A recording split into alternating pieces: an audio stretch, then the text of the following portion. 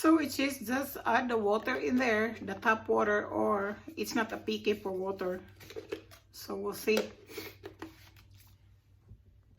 So I'm going to connect this. Everything is like a USB nowadays, huh? They're using a charger port. We'll see.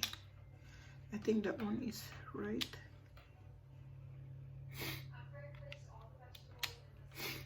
And then let's connect this one into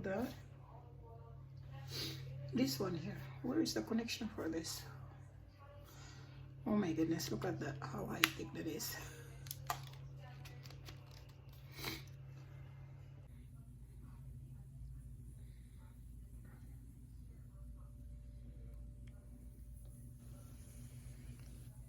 It does a really good job. You could really serve this however you dream of serving it, in a tortilla over some rice, but I decided to just serve it with some lettuce, sour cream, cherry tomatoes, jalapeno, cilantro, and some guacamole.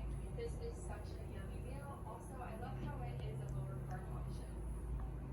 You are definitely in for a treat with this recipe. It is so good. It's a family favorite. I'm starting out